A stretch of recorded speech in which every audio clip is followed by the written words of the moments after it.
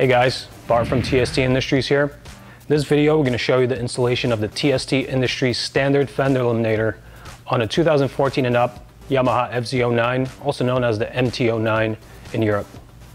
The basic kit will get rid of this bulky geometry here and enable you to remount your license plate under the tail. We will be launching a more comprehensive kit in a few months. It will feature an undertail closeout that will close out the area left behind by the fender, and it won't permit any water to get into your trunk. In this video, we'll only be showing the installation of the basic kit. At the end of this video, we will show you how to install our pod signal kit along with the fender eliminator so that you retain your signaling equipment and your bike is street legal. Our signal kit is plug and play, and the fender eliminator is really simple to install, so we can dive right in and start the installation. So in the first step, we will be removing the seat, followed by the removal of these two push fasteners, one on either side of the tail.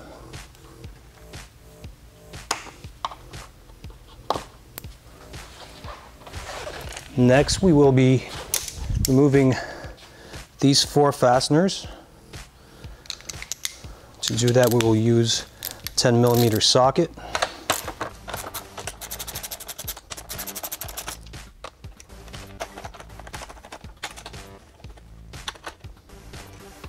And at this point, it will be necessary to remove the tail light with its bracket. So first we need to clear these fasteners protruding from the bottom. We'll pry up on that, and then go back with this entire assembly. Now we will need to unlock the main taillight plug and withdraw it. And we can put this whole assembly to the side. At this point, we will be removing this bracket that houses the seat lock. To do that, we will remove these four fasteners using an 8mm socket.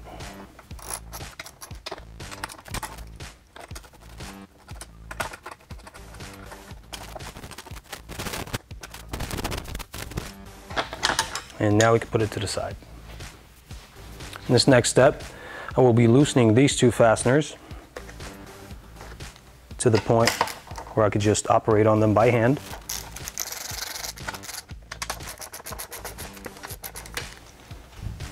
And now I will undo all of the wiring going to the signaling equipment on the fender and also the license plate light.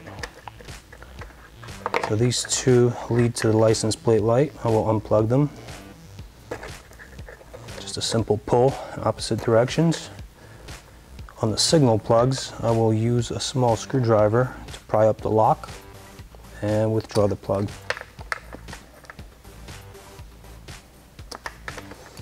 Now all this wiring is loose. I will finish removing these two fasteners.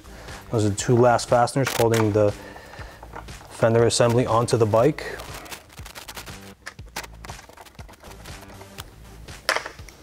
And now we'll carefully route the wires so that they will come out easily.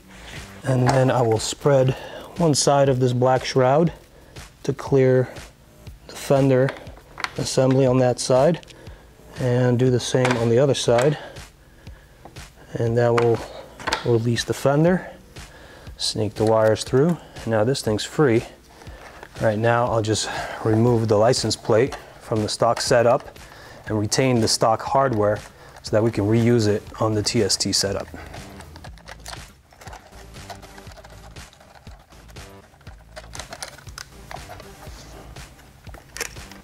Alright, and I can put the fender to the side and move on to the next step. At this point, it will be necessary to put the taillight assembly back in.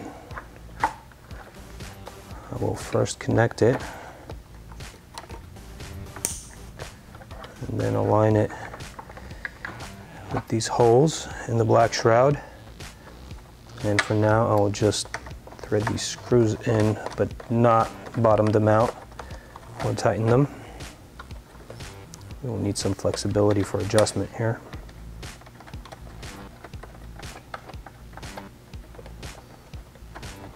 All right. So now we can finally start mounting the fender eliminator on the bike.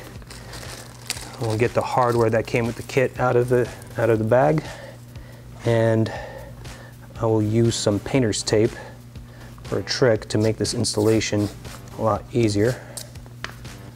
Just get it ready here. All right, we will configure the screw through the bottom of the bracket. We will use some painter's tape on top of that to just keep it in place. That will make the installation onto the bike a lot easier. And then we just tear off the tape and move forward. Then I will stack 3 washers on each screw. All right, we'll take these nuts, bring them up to the top of the bike, and put them into the trunk compartment so that they are ready for us to fasten them on later. And working from under the bike now, we will need to spread the shroud here a little bit to move the screws into position, into the rear holes from which the fender came out.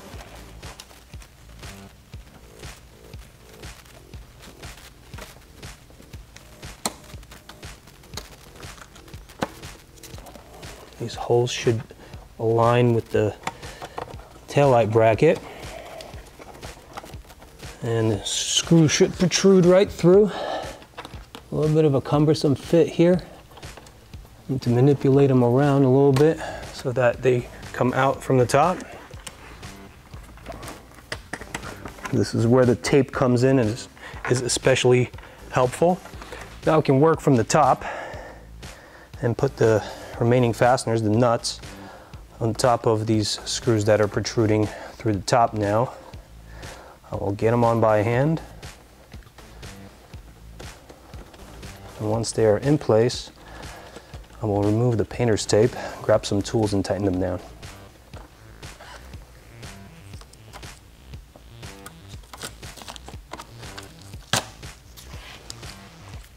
And now I'll just tighten down these screwed connections.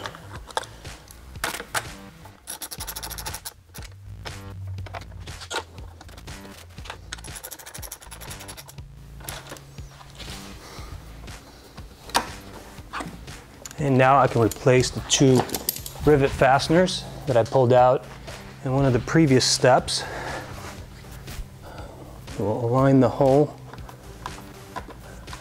and put these in. This is going to be a little bit more of a cumbersome fit now with the bracket in place. So just have to be patient.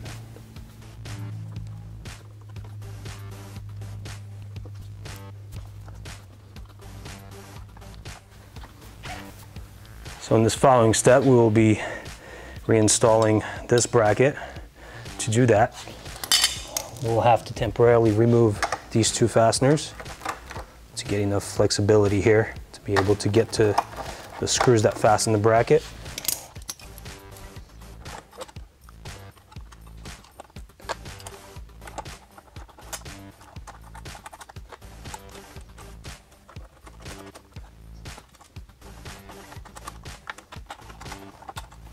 Once all these screws are bottomed out, I'm just gonna tighten them down all the way. And at this point, we can replace the 2 fasteners we took out here.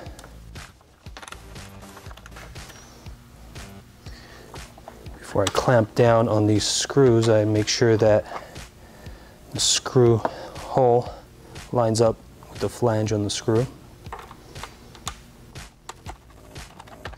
And at this point, we can tighten this down all the way.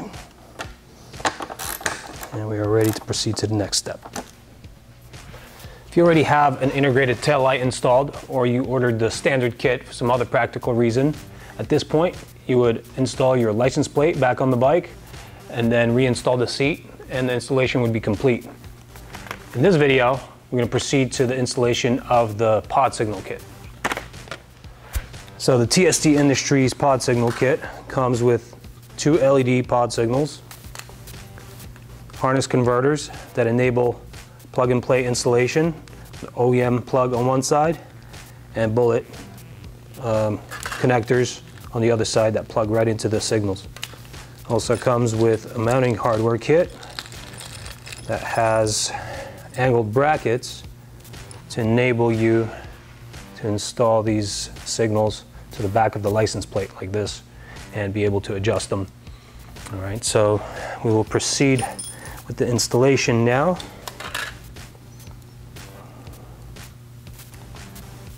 Undo the wiring on one of the signals. Remove the nut from the back. Take one of these angled brackets and feed it over the wires onto the threaded part of the signal, just like that. Now I will get the nut back on, flange first, and thread it in to the bottom, but I will not tighten it just yet. I want to preserve some adjustability here in this system. All right, I will do that for the other side. Get rid of this rubber band here. Same steps.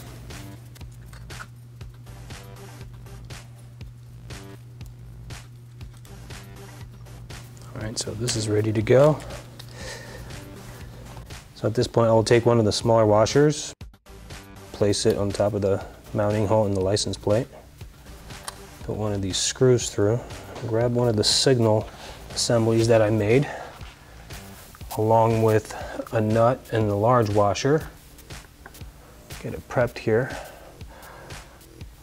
We'll insert the screw through the back of the fender eliminator and then place this assembly on the back of that and put one of these larger washers on the back of this assembly and then fasten a nut to it. As always, we'll just leave it a little loose here so that we could adjust things. We'll just move on to the other side. I will repeat the procedure on this side. Screw, smaller washer through the back.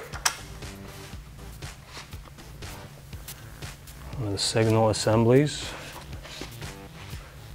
over the screw. Large washer and the nut. Now what I'll do is make sure that my license plate is sitting center on this whole assembly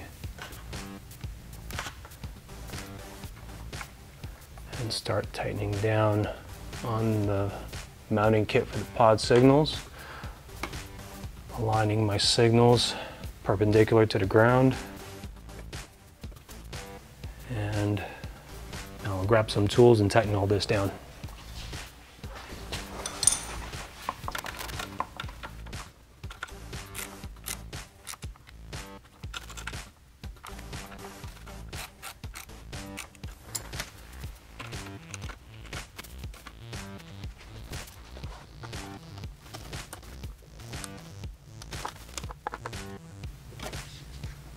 All right, now we can proceed to the wiring. We'll proceed to the wiring one side at a time. I'll take the TST harness converter, feed it through the compartment here under this bracket and out here through the back. And now I will plug in to one of the OEM plugs. Power up the bike.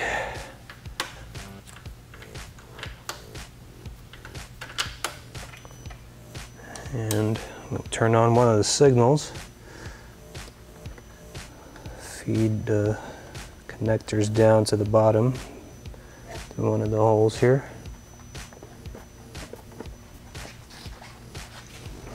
And now we can determine which side this is. So you can notice here we have 3 bullet connectors, but only 2 connectors here. one of these is redundant. Up top, we could tell from the OEM plug which wires we'll be using. So the OEM plug only has wires feeding through these two. We'll be using red and brown.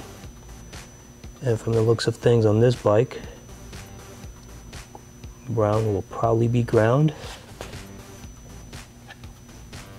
I'm sorry, this is black and green. So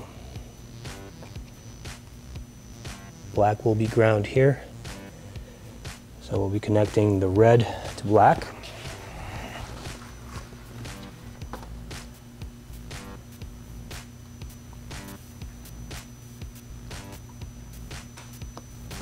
And yellow to brown. On this particular bike we have red to black, brown to yellow. And that is our right side signal. We can proceed to the second side. Again, we'll feed the converter through the trunk here. Let me do this, we'll get snagged.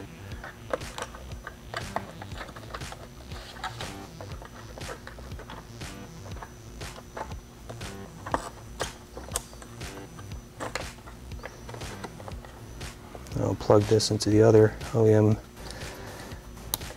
plug here. Pass this through that same hole to the bottom.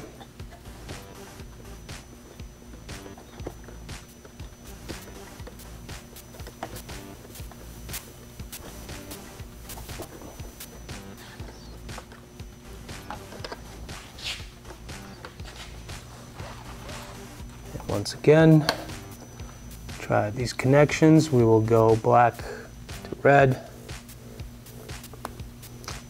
yellow to brown, and we will power up the left side blinker. And it looks like we have functionality. The wiring is good to go. We'll just need to make sure that we insulate all these connectors here. If for some reason these little vinyl caps come off and these are allowed to touch during signaling, you'll blow a fuse. So at this point, we'll grab some electrical tape and insulate them. So now, as you can see, I've done this to one side already. I'm just going to demonstrate it on this side.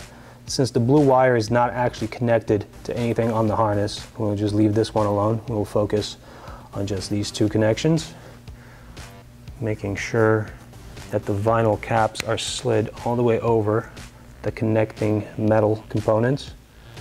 I'll now lock them in place. Make sure that you have a nice tight wrap extending over the connectors onto the wires, and then run it back up the top here.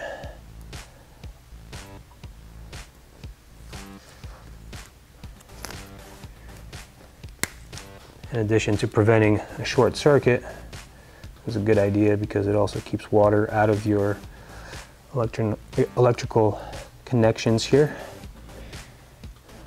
All right, this looks good. We now pass all this wiring to the top of the bike.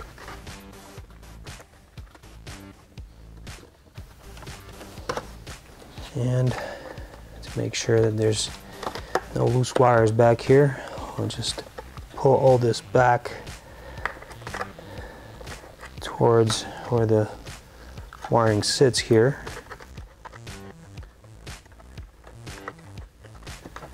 And get it back in place here. That looks nice and neat. One additional thing that we're going to do at this point is from the bottom, we'll use 2 zip ties. Make sure that these wires are clamped off to the fender eliminator bracket so that they don't dangle around.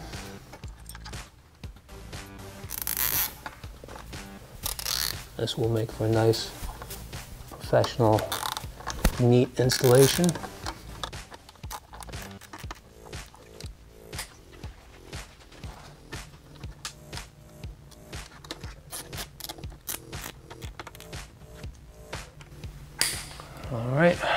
test the system. We have left, we have right.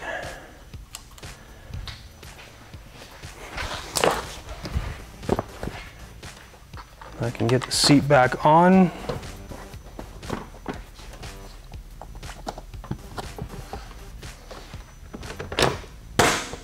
This installation is complete. As you can see, we did not install a license plate light for the purpose of this video. A license plate light is recommended. You can see one of our videos in the universal category of our channel. It goes over the installation of our kit on all these different license plate setups. Other than that, this bike is ready to go and you're ready to ride.